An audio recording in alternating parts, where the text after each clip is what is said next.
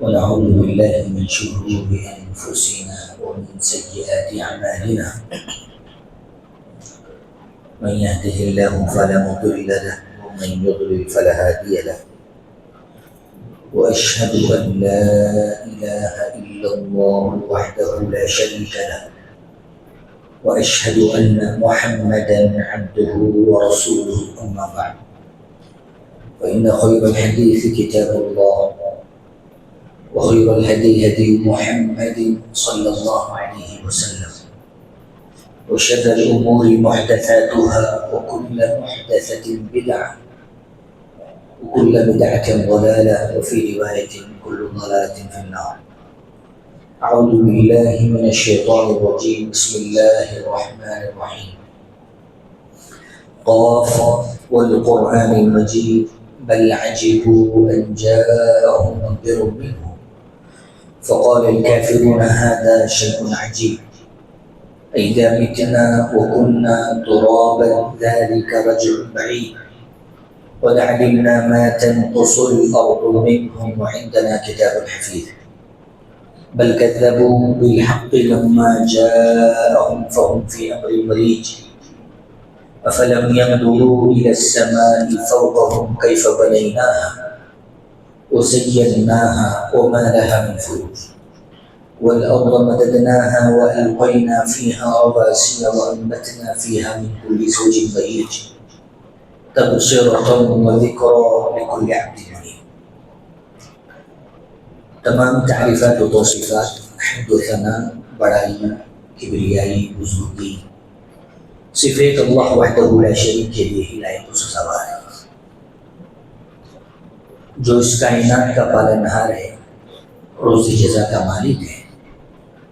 ہم اسی کی عبادت کرتے ہیں اور اسی سے مدد طلب کرتے ہیں. وہ اکیلا ہے، بے نیاز ہے، نہ تو اس سے کوئی جنا گیا، نہ تو اس سے کوئی پیدا ہوا، اور نہ ہی اس سے کوئی جنا گیا. وہ اکیلا ہے، تنہا ہے، بے نیاز ہے. اور بے شمار درود و سلام نازل ہوں پیارے حبیب محمد مصطفیٰ صلی اللہ علیہ وسلم پر، جن کے ذریعے سے ہم تک یہ دین اسلام پہنچا.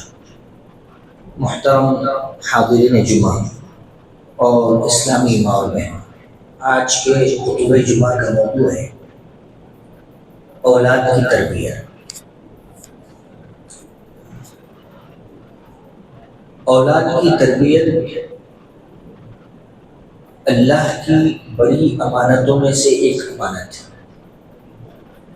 اور بڑی ذمہ داریوں میں سے ایک بڑی ذمہ داری ہے.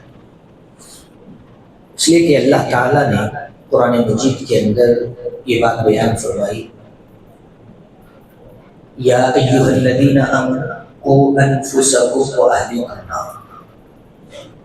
اے وہ لوگ جو ایمان لائے ہو، تم اپنے آپ کو اور اپنے گھر والوں کو جہنم کی آگ سے بچاؤ. قرآن میں اللہ تعالیٰ نے ہم مسلمانوں کو اور بطور خاص جو سرپرست ہیں، والدین ہیں، ان کو اس بات کا حکم دیا کہ وہ اپنے گھر والوں کو جہنم کی آگ سے بچائیں. تو سیدھے اللہ تعالیٰ کی طرف سے اس کا حکم ہے ہم مسلمانوں، اور یہ ذمہ داری ہم پر عائد ہے کہ ہم اپنے گھر والوں کو جہنم کی آگ سے بچائیں. علی بن ابی طالب رضی اللہ عنہ بیان کرتے ہیں، ادبوہم، انہیں ادب سکھلا. کنہیں؟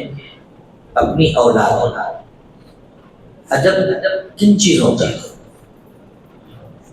اللہ کے لیے ادب، اللہ کے رسول محمد صلی اللہ علیہ وسلم کے لیے ادب، اور اسی طریقے سے جو مسلمان امراء ہیں، حکمراں ہیں، ان کے لیے ادب. اپنے گھر کے جو بڑے ہیں یعنی والدین، ان کا ادب، اور اپنے عزیز و اقارب کا، رشتہ داروں کا ادب. اسی طریقے سے مسجد کے آداب ہیں، یا دوستانے کے آداب ہیں، دوستی اگر کسی سے کر رہے ہیں اس سے دوستی کرنا ہے. اور اسی طریقے سے آپ دیکھیے اللہ کے نبی صلی اللہ علیہ وسلم نے ہم مسلمانوں کو کتنے آداب سکھائے ہیں، بے شمار آداب. اور خاص طور پر انسان کی زندگی میں پیش آنے والے روزمرہ کے جو آداب ہیں اس کا خاص طور پر اہتمام کرنا اور بچوں کو اس کی تعلیم دینا.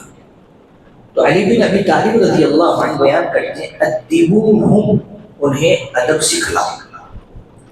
اور یہ بھی فرمایا کہ ادب کے ساتھ ساتھ انہیں خیر کی تعلیم دو، وعلموہم الخیر، بھلائی کی باتیں انہیں سکھلاؤ. یہ کون کہہ رہے ہیں؟ علی بن ابی طالب رضی اللہ عنہ، چوتھے خلیفہ عثمان غنی رضی اللہ عنہ کے بعد جو چوتھے خلیفہ بنے ہیں اور آپ کا بہت بڑا مقام ہے. تو ان کا قول یہ ہے کہ آپ اپنی اولاد کو بھلائی کی تعلیم دیں گے اور انہیں ادب سکھائیں گے.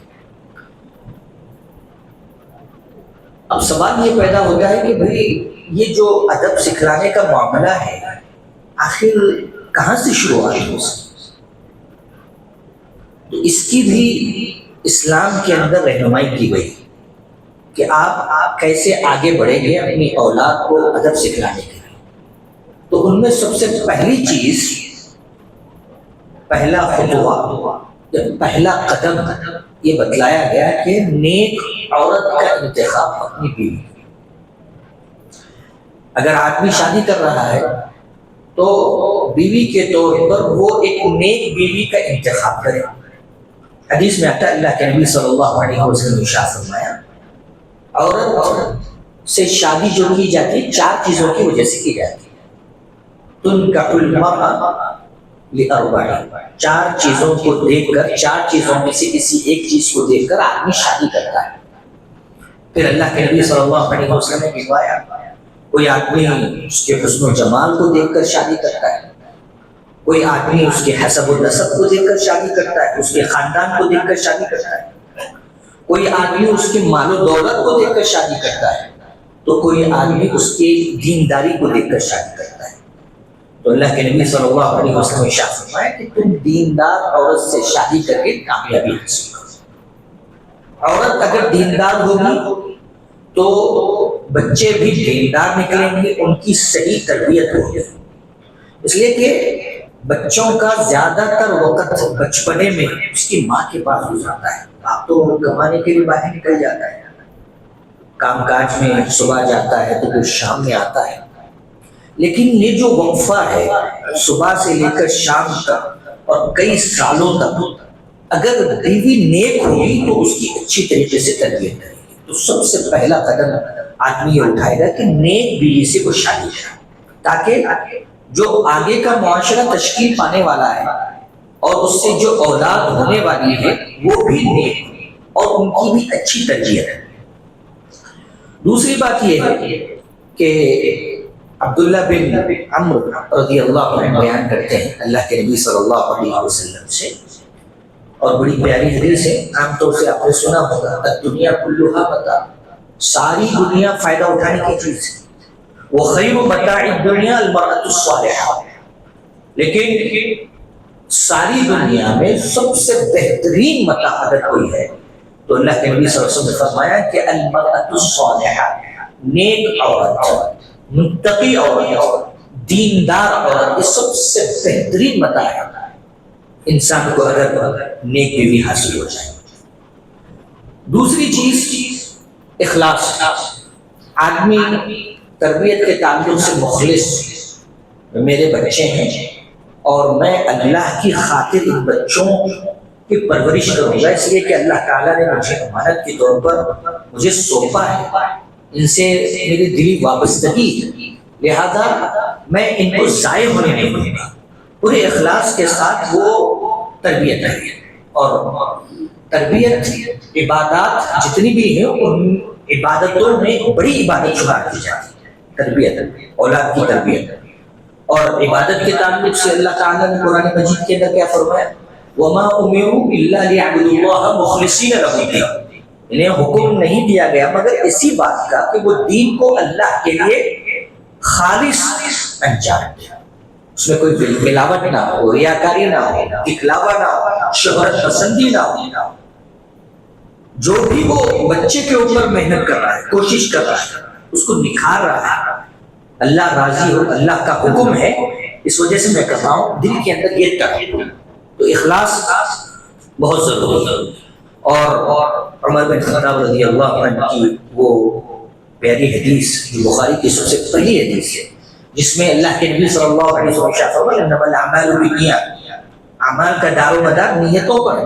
اگر اولاد کی تربیت آپ اخلاص کے ساتھ کرتے ہیں، وہ بچہ پروان چڑھتا ہے اور آپ کی دی ہوئی تعلیم کے ساتھ وہ زندگی گزارتا ہے، آداب اور خیر کی باتیں سیکھتا ہے، تو جتنا آپ نے اس کو سکھایا ہے وہ ثواب، جتنا وہ عمل کرے گا اس کا ثواب آپ کو ملے گا، اس کو بھی ملے گا، آپ کو بھی ملے گا. دونوں کے اعمال میں کوئی کمی واقع نہیں ہوگی. اسی وجہ سے اللہ کے نبی صلی اللہ علیہ وسلم انما الاعمال بالنیات، اعمال کا دار و مدار نیتوں پر. نیت اگر اچھی ہے دل کے اندر تو یقیناً اللہ تعالیٰ اس بچے سے، اس اولاد سے آپ کو فائدہ پہنچائے گا، دنیا کے اندر بھی اور آخرت کے اندر.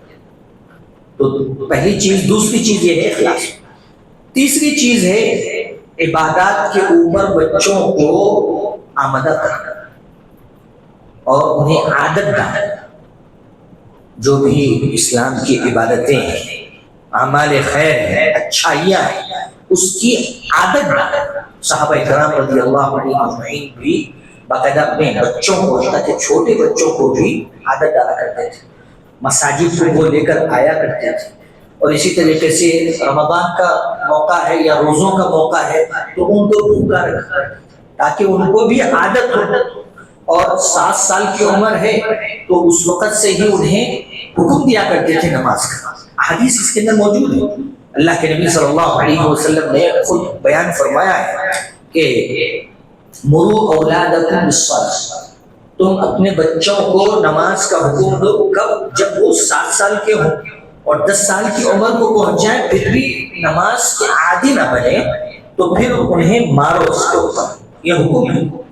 اور قرآن مجید میں اللہ رب العزت نے ہم مسلمانوں کو اس بات کی تعلیم دی وَأْمُرْ أَهْلَكَ بِالصَّلَاةِ وَاصْطَبِرْ عَلَيْهَا لَا نَسْأَلُكَ رِزْقًا نَحْنُ نَرْزُقُكَ وَالْعَاقِبَةُ لِلتَّقْوَىٰ. اپنے گھر والوں کو نماز کا حکم دیا. وَأْمُرْ أَهْلَكَ بِالصَّلَاةِ، نماز کا چونکہ نماز کی خاص اہمیت ہے، اس وجہ سے اس کا خاص طور پر ذکر ہے، ورنہ دوسری عبادتوں کے اوپر بھی بچوں کو ابھارنا ہے. اللہ تعالیٰ نے فرمایا کہ تم اپنے گھر والوں کو نماز کا حکم دو، اس کے اوپر صبر کرو. ہم تم سے روزی نہیں پوچھ رہے ہیں، ہم تمہیں روزی دینے والے ہیں. اللہ یہ نہیں کہہ رہا ہے کہ تم مجھے کھلاؤ، بلکہ ہم تمہیں کھلانے والے ہیں. اور انجام کار تو متقیوں کا ہے. تو اس آیت کریمہ میں بھی اللہ تعالیٰ نے اس بات کا حکم دیا ہے مسلمانوں کو کہ گھر والوں کو اچھائیوں کی تعلیم دے، بالخصوص نماز کا. اور نماز ایک ایسی عبادت ہے کہ آدمی جب اس کی پابندی کرنا شروع کر دے اپنی زندگی کے اندر، برائیوں سے بچ جاتا ہے، فحش کاریوں سے بچ جاتا ہے. اس لیے کہ اللہ تعالیٰ نے قرآن مجید کے اندر یہ بات بیان فرمائی ہے ان الصلاۃ تنہی عن الفحشاء والمنکر. یہ جو فحش کام ہے، برائی ہے، جس کو ہر کوئی برائی سمجھتا ہے، تو یہ نماز اس کو روکتی ہے اس سے. لیکن جب آدمی اللہ تعالیٰ کے سامنے اس نیت سے کھڑا ہے کہ میں اللہ کو دیکھ رہا ہوں یا اللہ مجھے دیکھ رہا ہے، تو پھر اس کے اندر جو کیفیت پیدا ہوتی ہے اور پھر زندگی جینے کا جو سلیقہ اور اللہ سے ڈر اور جو تقویٰ پیدا ہوتا ہے، وہ بہت ساری برائیوں سے اس کو روک دیتا ہے. تو یہ چیز اس کے اندر پیدا ہوتی ہے. تو خاص طور پر نماز کا بھی ذکر اللہ تعالیٰ نے قرآن مجید میں کیا ہے. دوسری بات یہ ہے کہ اللہ کے نبی صلی اللہ علیہ وسلم نے ایک اور حدیث کے اندر یہ بات بیان فرمائی. فرمایا علموا الصبی الصلاۃ، تم اپنے بچے کو نماز سکھاؤ. ایک تو نماز پڑھنے کا حکم ہے، 7 سال کا ہو جائے تو نماز پڑھو. دوسرا کیا ہے؟ علموا، سکھاؤ. تو نماز جب 7 سال کا ہی بچہ ہو جائے تو اس کو نماز سکھانا چاہیے.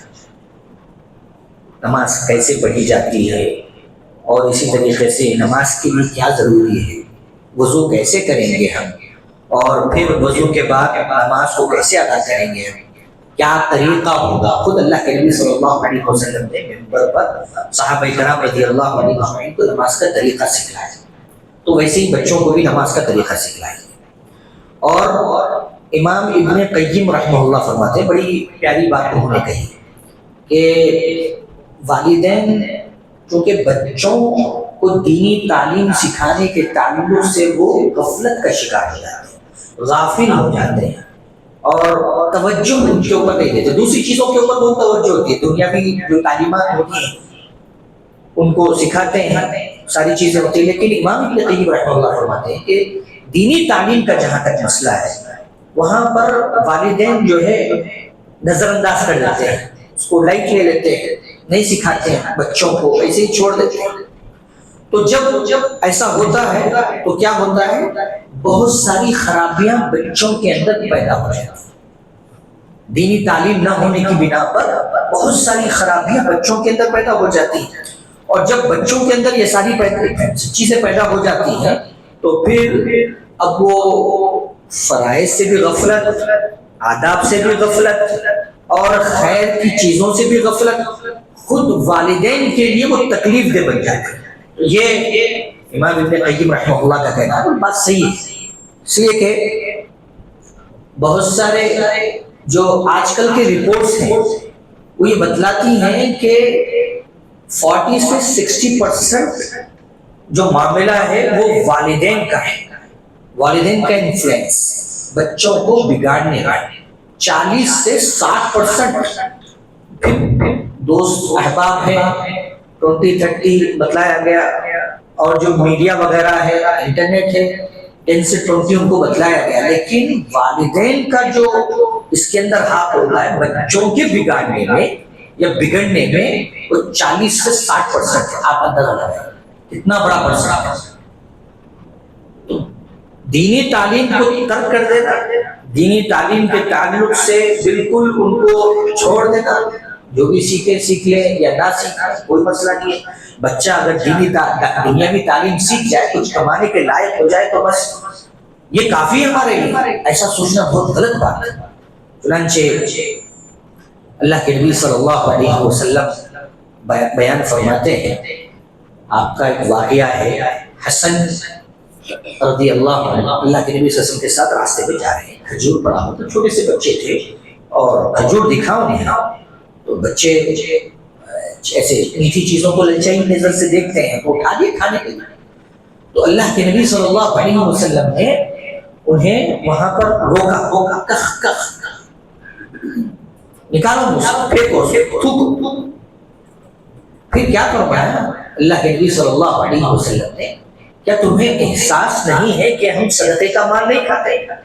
اللہ کے نبی صلی اللہ علیہ وسلم پر اور آپ کے دیگر خاندانوں پر صدقہ حرام تھا, جائز نہیں. دیگر دوسرے اور مسلمانوں کے لیے صدقہ جائز تھا, لیکن اللہ تعالیٰ نے صدقے کے مال کو اللہ کے نبی صلی اللہ علیہ وسلم پر, اور اسی طریقے سے جعفر بن ابی طالب, آل جعفر اور دوسرے اور خاندان ہیں اس کے اندر, ان کے اوپر صدقے کا مال حرام تھا.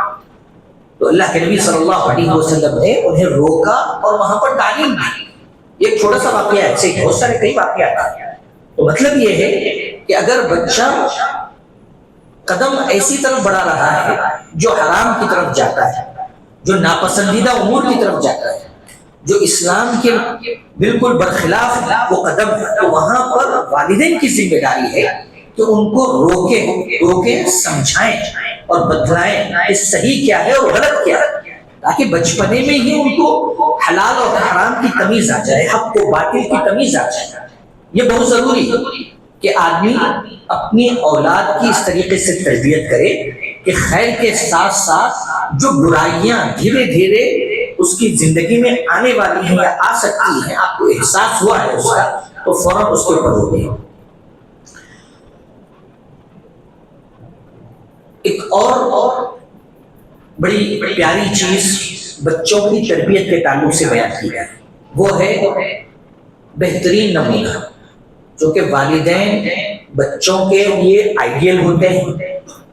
بچے والدین کی بات مانتے ہیں بچپنے سے ہی, تو وہاں پر والدین کے لیے ضروری ہے کہ وہ اپنے بچوں کے لیے اچھا بنے, نیک بنے, صالح بنے, بہترین آئیڈیل بنے ہر لحاظ سے، یعنی زبان کا استعمال ہو، ہاتھ کا، یا اسی طریقے سے آدمی کے جو بھی کیریکٹر ہیں، ساری چیزیں اس کے اندر آ جاتی ہیں، قول اور فعل ساری چیزیں اس کے اندر آ جاتی ہیں۔ اس لحاظ سے بچوں کے سامنے وہ بہتر بنے، اس لیے کہ دنیاوی رپورٹس یہ بتلاتی ہیں کہ بچے جو بگڑتے ہیں عام طور سے گھر کے حالات خراب ہونے کی وجہ سے بگڑ جاتے ہیں، توجہ نہیں دیتے، میاں بیوی آپس میں جھگڑتے رہتے ہیں، تو جھگڑنے کی وجہ سے بھی بچوں کے اوپر غلط اثر پڑتا ہے۔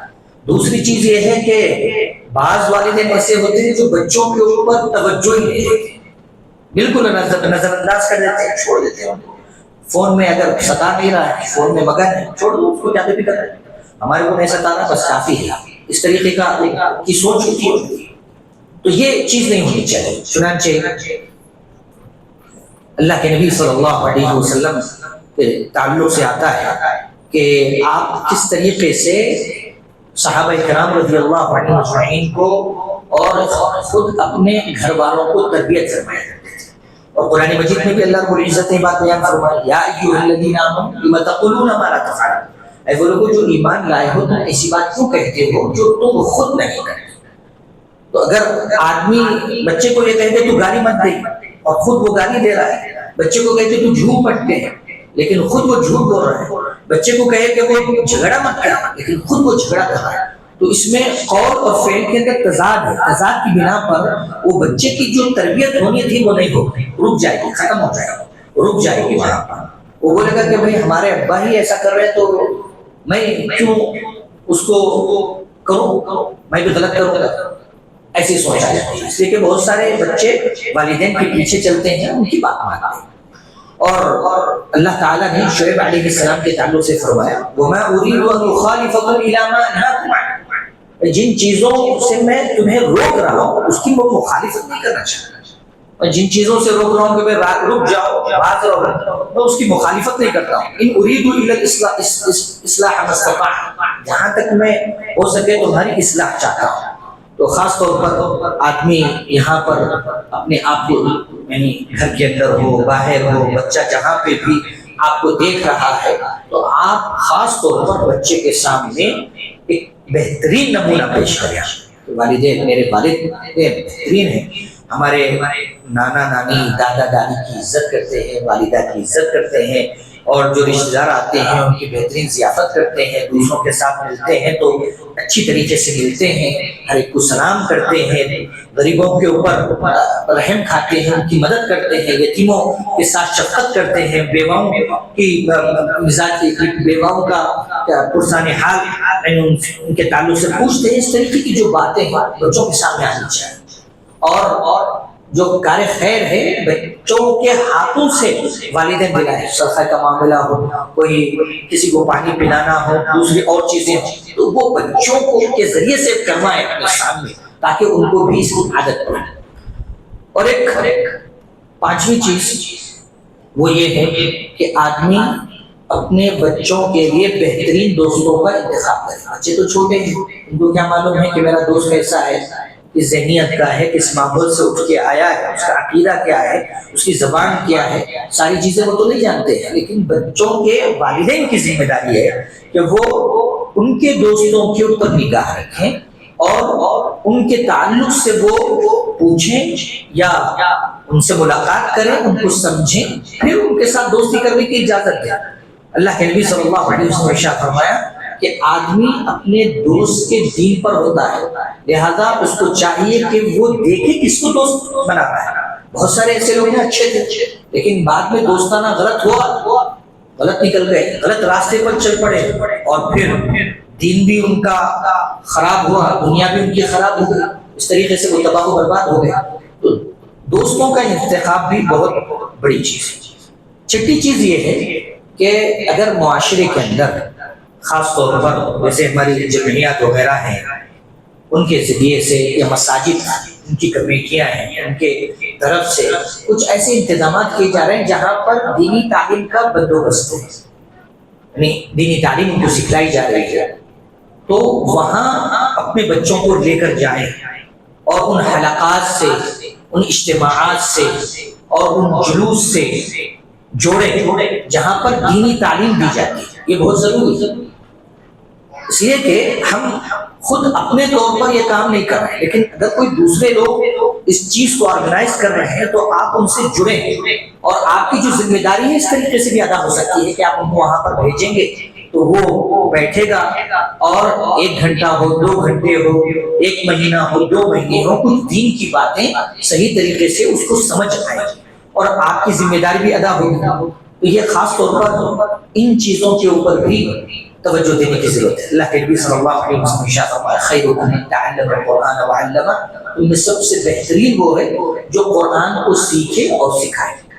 اور ایک آخری بات وہ یہ ہے کہ آج کل کیا ہو رہا ہے، میڈیا کا بہت زیادہ استعمال ہو رہا ہے، اور خاص طور پر بچے، چھوٹے بچے، معصوم بچے ابھی جو بلوغت کو نہیں پہنچے، ان کے ہاتھ میں فون تھما دیا جا رہا ہے، چھوڑ دیا گیا ہے. اب وہ کچھ بھی کریں، کیسا بھی اس کو یوز کریں، کوئی پرواہ نہیں ہے والدین کو. یہ بہت خطرناک چیز ہے، اس لیے کہ وہاں پر کون آ رہا ہے اور بچہ کیا دیکھ رہا ہے اور اس کا ذہن کیا چیزیں قبول کر رہا ہے اور اس کا میلان اور رجحان کس طرف ہو رہا ہے وہ پتہ ہی نہیں.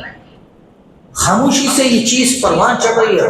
جب آگے نکل جائے گا اور پیچھے لانے کی کوئی سبیل اس وقت نظر نہیں آئے گی، تب آنکھیں کھلے تو کوئی فائدہ نہیں ہے. اس وقت والدین کی بھی بدنامی اور اولاد کی بھی بدنامی، اور دین اور دنیا دونوں خراب. لہذا ضرورت اس بات کی ہے کہ آپ چیک کریں، آپ پوچھیں، اور آپ کی نگاہ ہو اس کے اوپر، اور اگر کچھ اس کے اندر سیٹنگز وغیرہ ہیں جو جسے بند کیا جا سکتا ہے جیسا کہ ہے، تو وہ چیز بھی آپ خاص طور پر اس کو استعمال کریں، کیونکہ آپ کی ذمہ داری ہے. بچے اللہ تعالیٰ نے امانت کے طور پر آپ کو دیا ہے، اور تربیت کی ذمہ داری آپ کے کندھوں پر ہو. اللہ کے نبی صلی اللہ علیہ وسلم نے ارشاد فرمایا کلکم راع وکلکم مسئول عن رعیتہ، ہر آدمی ذمہ دار ہے، اور اس کے ماتحت جو بھی ہے ان کی ذمہ داری اس کے اوپر عائد ہوتی ہے، اور قیامت کے دن ان کی ذمہ داریوں کے تعلق سے اللہ تعالیٰ پوچھے. لہذا ہماری یہ ذمہ داری ہے کہ ہم وقت نکالیں، آدھا گھنٹہ ہی صحیح، 10 منٹ ہی صحیح. آپ کو نہیں معلوم ہے، آپ کے دوست احباب ہیں ماشاءاللہ، ان سے پوچھیں کہ کس طریقے سے ان کو اس کے اندر بھی ایک صحیح ماحول دیا جائے اور صحیح راہ پر ڈالا جائے. اس لیے کہ ایک 2 دھاری تلوار، آپ کسی کو اس سے کاٹ بھی سکتے ہیں یا خود وہ آپ کو کاٹ سکتی ہے. یہ وہ چیز یا تو فائدہ اٹھا سکتے ہیں یا خود آپ نقصان اٹھا سکتے ہیں اس چیز سے. تو اس کے اوپر بھی نگاہ ہونی چاہیے. تو یہ جو وسائل ہیں، جدید وسائل، اس کا صحیح استعمال ہو، اور اس کے ذریعے سے بچہ اپنے آپ کو کیسے ڈیولپ کرے وہ چیز اس کو سکھائے. پوری طریقے سے اس سے دور بھی نہیں رکھا جا سکتا، اور پوری طریقے سے ان کے ہاتھ میں دے بھی نہیں لیا سکتا ہے. حساب سے، حدود میں، کنٹرول کے ساتھ آپ دیں گے تو یقیناً آپ کی ذمہ داری ادا ہوگی. اللہ سے دعا ہے کہ اللہ تعالیٰ ہم سب کو صحیح معنوں میں کتاب و سنت پر عمل کرنے کی توفیق عطا فرمائے. آمین. وآخر دعوانا الحمد للہ رب العالمین.